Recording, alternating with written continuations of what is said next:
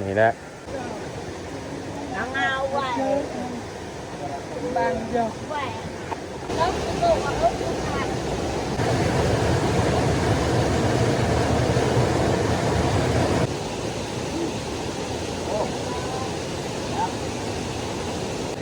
ว้าวนี่ตัวบัก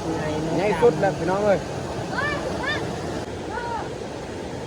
นี่คนใหญ่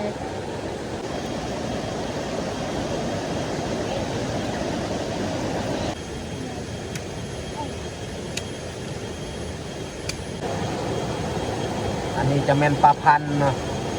หรือว่าบางท้องถิ่นเลยกระปู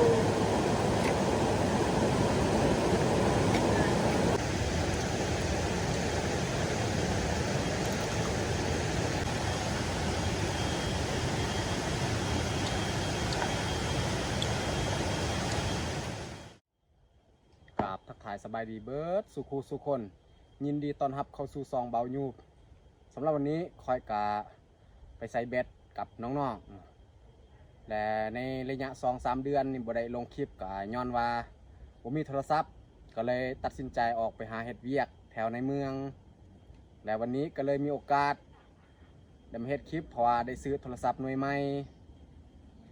ก็เลยมีโอกาสได้มาเฮ็ดคลิปกับน้องๆและนับแต่วันนี้เป็นต้นไปนี่แมนคอยจะเฮ็ดคลิปเป็นปกติให้ทุกคนได้เบิ่งโอเคมีแต่ทุกคนตามเบิ่งนำกันเลยนี่แหละเราก็ออกเดินทางเขาสิย่างไปตามห้วยเนี่ย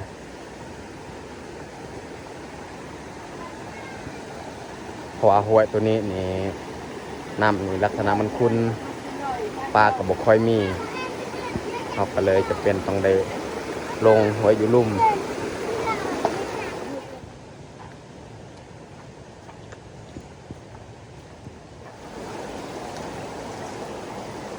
เขาสิย่างไปตามห้วยนี่แหละ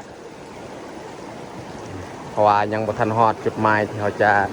ใส่เบ็ดส่วนที่กระเดือนเขาเอาเรียบร้อย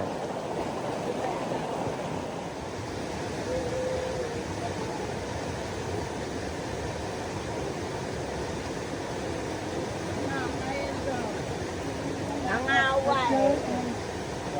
บางเดียวไว้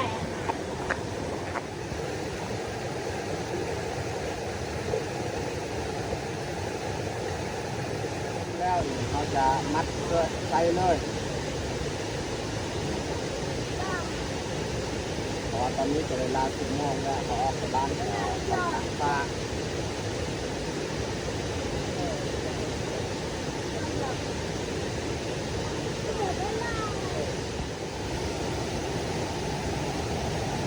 ตอนนี้เนี่ยเขามัดเบ็ดก็เรียบร้อยเนาะแล้วเขาจะเอาเนื้อมาใส่เนื้อแน่นที่กระเดื่อนไกลๆเลยเอามาแต่บ้าน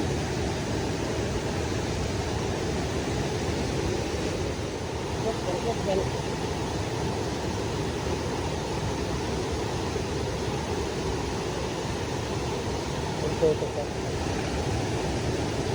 อยู่ใจ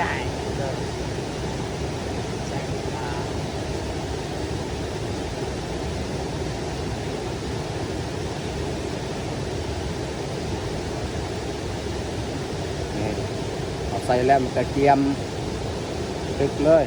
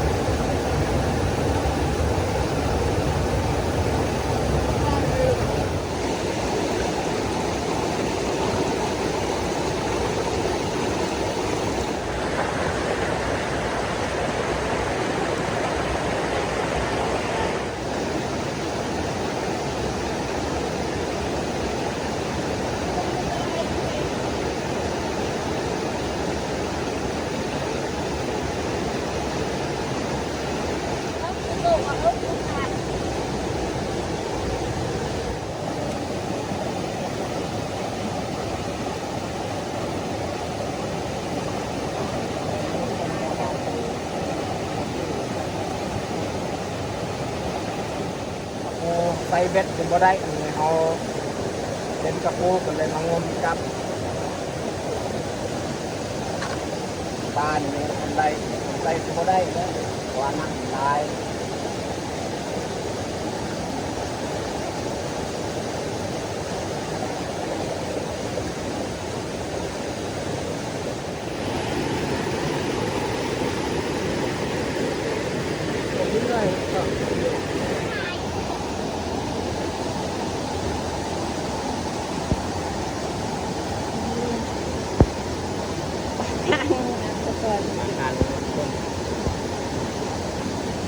ตาก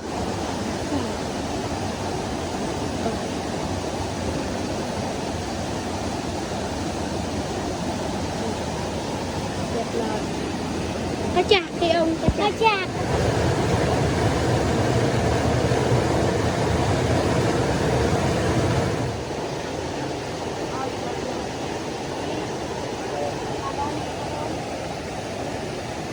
แล้วเอาแกะออกเลย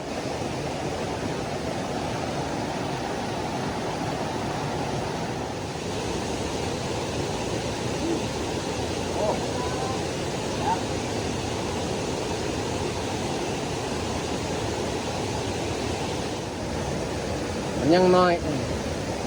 เพราะว่ามันพึกอยู่เบ็ดมันก็บ่ใหญ่ปานใดเดี๋ยวเอาสิแกะออกเลย กระดังเลย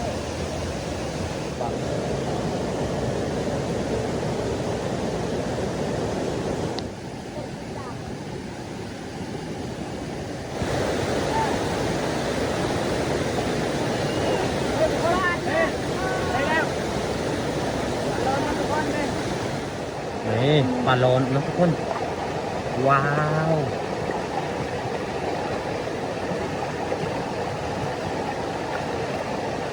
เบลมันโอ้อังทุกคนตัวใหญ่ นี่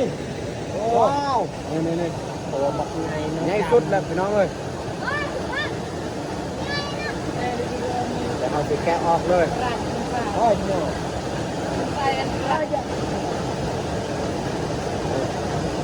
ใหญ่สุดพี่น้องเอ้ย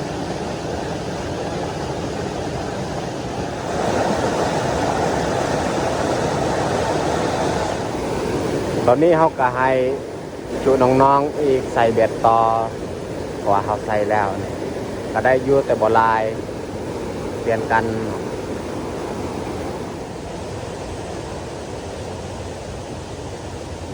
บรรยากาศดีแห้งเขาไปกับทีมงานเฮากับ6 คนเนาะไม่แต่จุน้องๆไปหาเดินๆเทื่อนึงจึงได้ออกฟ้าเพราะว่าช่วงนั้นก็บ่ได้อยู่บ้านก็เลยบ่มีเวลาได้เฮ็ดคลิปให้ทุกคนได้เบิ่งนี่แต่กล้วยปลาเดี๋ยวเฮาสิตัดเอาปีมา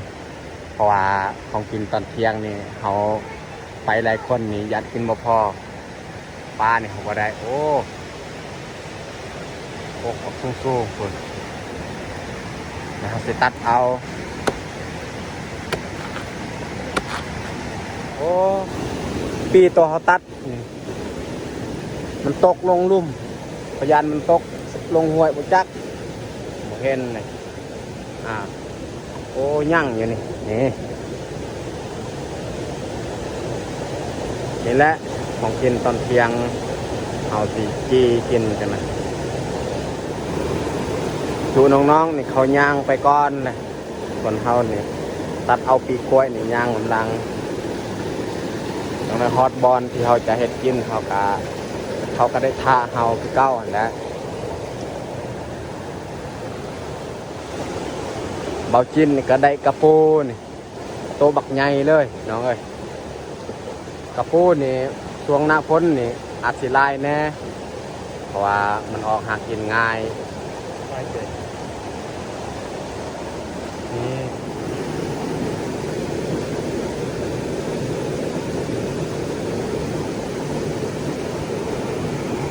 บรรยากาศคักขนาดถ้าว่าเขาไปหาเยื่องตอนกลางคืนนี่สัตว์นี่อาจสิลายแน่แถวนี้เพราะว่า คนนี้บ่ค่อยได้เข้าไปหายิงแถวนี้สัตว์ใหญ่นี่บ่มีแต่ว่าจำพวกนู่นี่มีอยู่ถ้าว่าเขาดุไปกลางคืน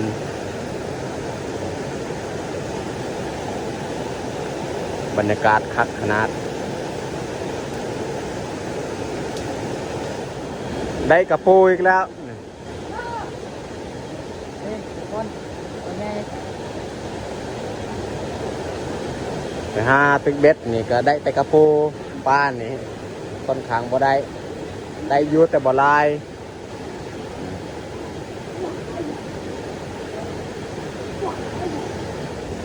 นี่จักเฮ็ดอีหยังบ่ฮู้มันออกเต็ม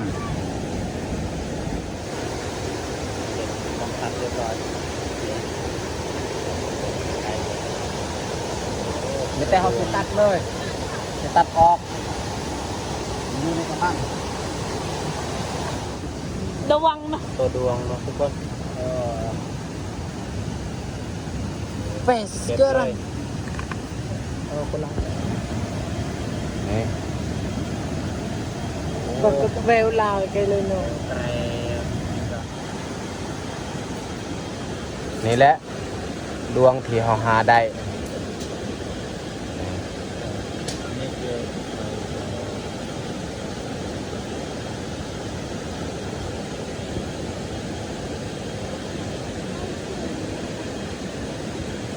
มีแต่เขาจะเฮ็ดกินเลยแต่ให้จุน้องๆนี่เตรียมดังไฟเพราะว่ายันฝนตกใช่ไหมแล้วเขาสิเฮ็ดของกินแล้วเขาสิให้น้องทรายนี่เอาออกปลาที่เขาหาได้แล้วเขาจะเฮ็ดกินเบิดเลยนี่แหละผลงานที่เขาหาได้ในวันนี้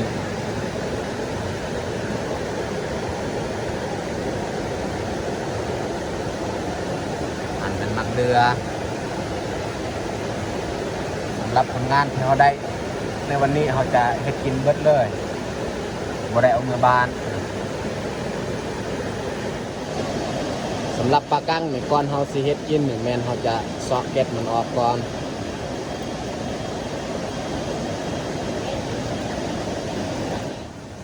วิบกรีกลอกกลางเดิมน้ำไปทางซ้ายจ้ะ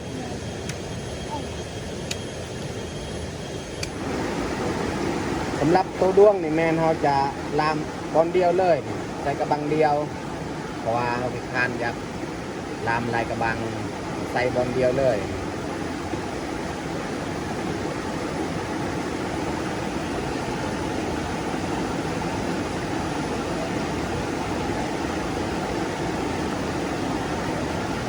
ตัวด้วงหรือว่าตัวนอนบางท้องถิ่นก็เกินตัวนอนก็มี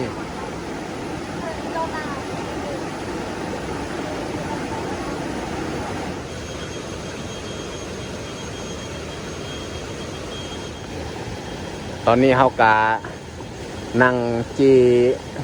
ปีกล้วยนี่แหละเพราะว่าตอนนี้ก็ฝนตกแล้วน้องเลยจูน้องๆเนี่ยไปตัดใบตองสำหรับของกินนี่เขาปะยังบ่ทันได้เฮ็ดเพราะว่าฝนตกอันนี้เห็นบ่เกือบบ่ได้กินข้าวเพราะว่าบ่มีใบตองจุดน้องทรายนี่ก็ไปเอาใบต้องแล้วเขาสิมุงไว้บอนพักนั่นแหละตอนนี้เขาก็เปลี่ยนให้น้องทรายอีกเป็นคนเฮ็ดกินพอวังยาฝนตกเขาก็ไปซุ่มไฟบัดฝนเสาตกให้เพิ่นอีกเสาะเก็ดออกแล้วก็ตัดเป็นตอนจึงคอยยัดใส่กระบังเขากินข้าวแล้วนี่ตอนแรกอาจจะบ่ได้ทายเพราะว่าท้องฟ้านี่ยังฝนสิตกอีกเขาสิตัดเป็นตอนแล้วก็จึงคอยเอาแจวมาปรุงใส่จังนะ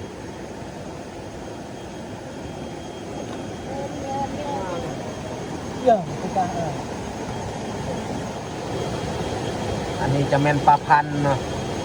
หรือว่าบางท้องถิ่นเขาเอิ้นปลาโลนแต่ว่าเขาบ่เคยเอิ้นปานใด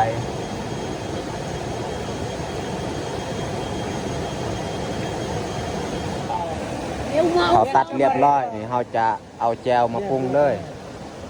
ว่าอย่า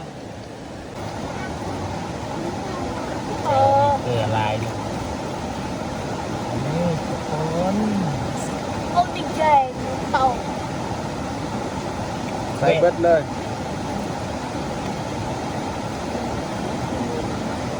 ตะปู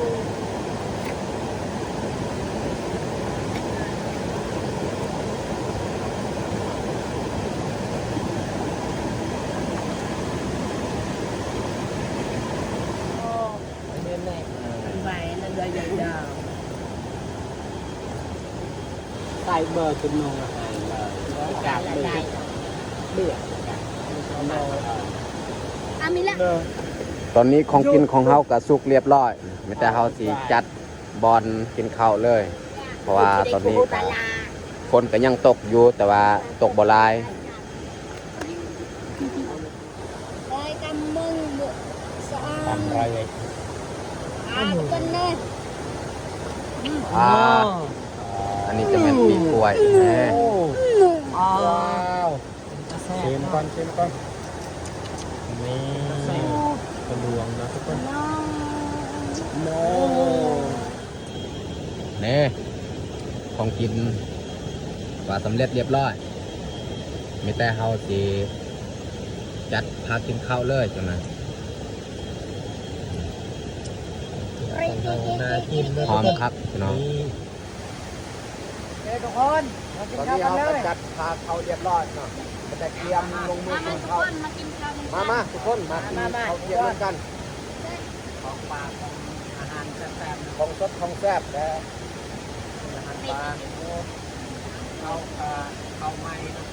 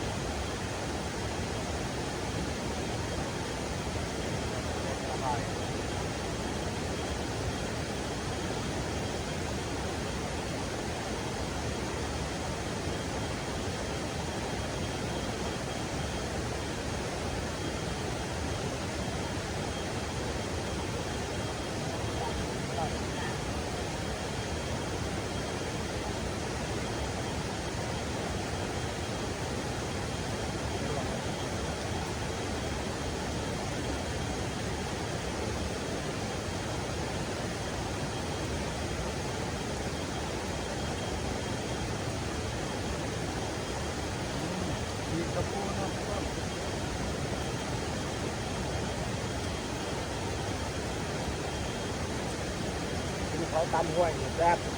ปัจจุบัน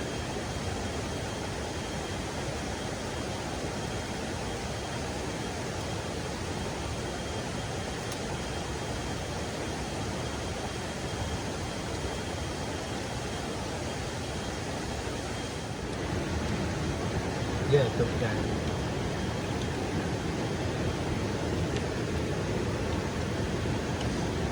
ทุกคน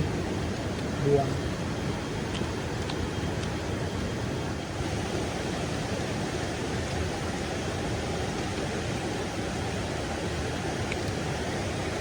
กูว่าจะเปิดมันเป็นอะไรกันแซ่บมาก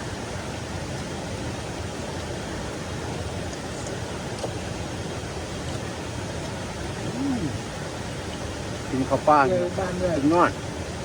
กินยังกับแซ่บเบิด คนเป็นกระแซ่บเนาะ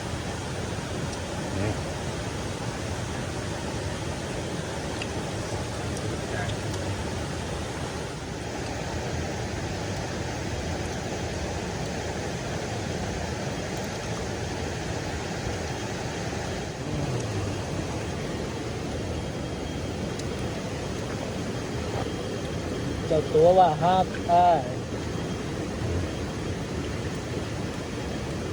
นี่นะทุกคน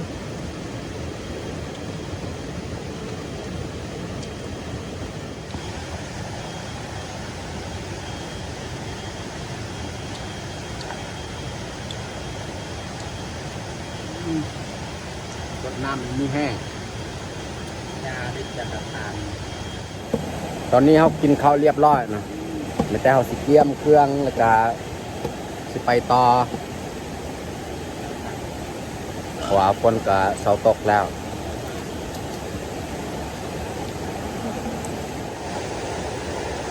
ของกินนี่บนเรือเลย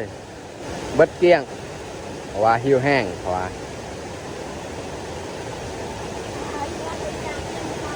ไม่แต่เขาสิไปต่อแล้วก็แล้วเขาสิบ่ได้ท้ายเพราะว่าผมมีตากล้องสำหรับเขาไปหาตึกขับแรกนี่แมนบ่ได้ท้ายเขาจะเตรียมเครื่องโอเคสำหรับคลิปนี้ก็น่าจะจบลงอยู่นี่เลยถ้ามักคลิปแบบนี้ก็อย่าลืมกดไลค์กดติดตามกดแชร์เพื่อเป็นกำลังใจให้เราได้เฮ็ดคลิปต่อๆไป